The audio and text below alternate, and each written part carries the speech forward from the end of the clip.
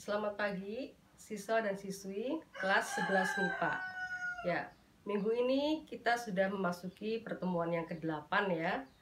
Minggu lalu kalian sudah melaksanakan ulangan harian untuk bab 5 ya, yaitu sistem pencernaan makanan pada manusia. Nah, minggu ini Ibu akan memasuki bab baru, yaitu bab 6, sistem pernapasan pada manusia. Ya, sebelum Ibu menjelaskan tentang sistem pernapasan pada manusia, Ibu akan menerangkan dulu organ pernapasan pada manusia itu apa aja ya. Ya, coba lihat di gambar ya. Ya, organ pernapasan pada manusia. Ya, kalau kita runut dari awal organ pernapasan pada manusia, itu sebetulnya awalnya itu kita harus mulai dari hidung dulu ya. Kebetulan ini hidung nggak ada gambarnya. Ya, jadi pertama kali kalau kita mengurutkan organ pernapasan pada manusia, itu yang pertama kali adalah hidung. Ya, hidung. Di dalam hidung manusia, itu di dalam rongga hidung itu terdapat bulu-bulu hidung ya, bulu-bulu hidung dan lendir. Nah, fungsi dari bulu-bulu hidung dan lendir itu adalah untuk menyaring debu dan kotoran yang masuk ke organ pernapasan. Ya. Setelah hidung, kita di bawah selanjutnya itu ada suatu organ yang namanya laring. Ya, di dalam laring ini terdapat pita suara dan epiglotis. Ya, apa yang dimaksud dengan epiglotis?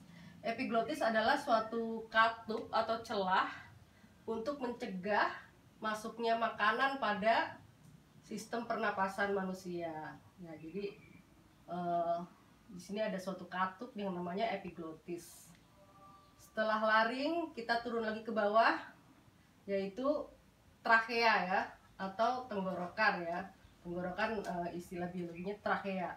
Trakea tersusun dari cincin-cincin tulang rawan ya. Bisa kamu lihat ya, ada seperti kayak cincin-cincin tulang rawan. Ya. Trakea itu yang sering kita sebut sebagai tenggorokan ya. Nah, di ujung tenggorokan ini akan bercabang dua menjadi yang namanya bronkus. Jadi bronkus adalah percabangan tenggorokan ya. Bercabang ke kanan dan bercabang ke kiri. Ya. Bronkus ini bercabang lagi membentuk yang namanya bronchiolus. Nah, di ujung-ujung bronchiolus ini terdapat ini yang namanya alveolus ya. Ya. Di dalam alveolus ini adalah suatu tempat untuk pertukaran oksigen dan karbon dioksida terjadi. Ya.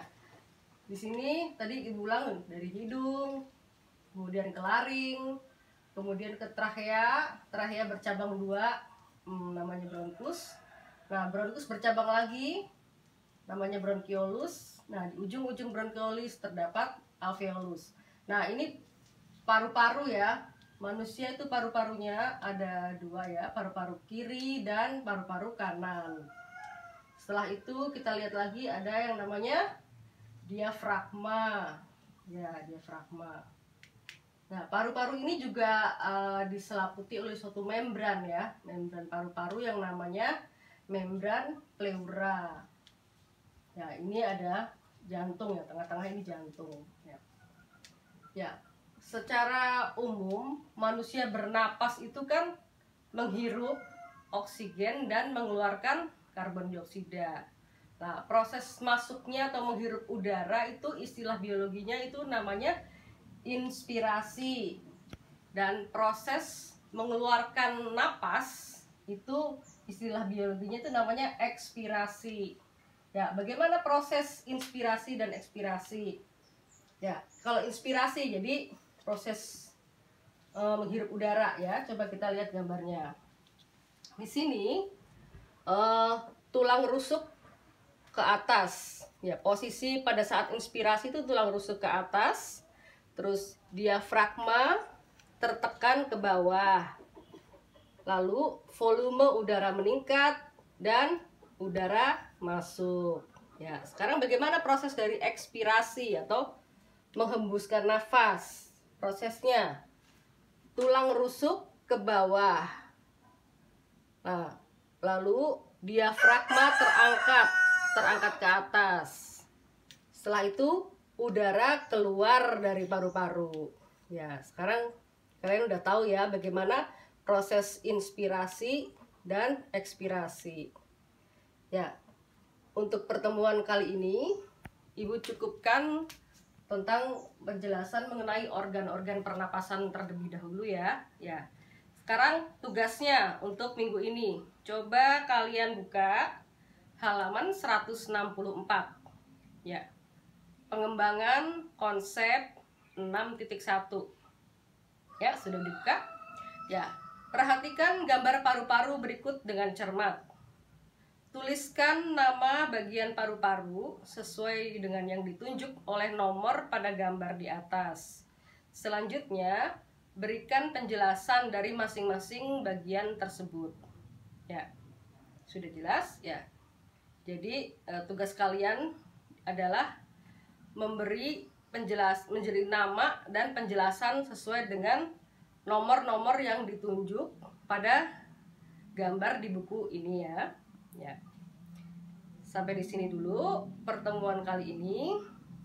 Seperti biasa, tugasnya dikirim ke WA ya. Ibu kasih deadline sampai jam 6 sore ya. Jangan sampai terlambat. Sampai di sini dulu. Selamat pagi. Tetap semangat.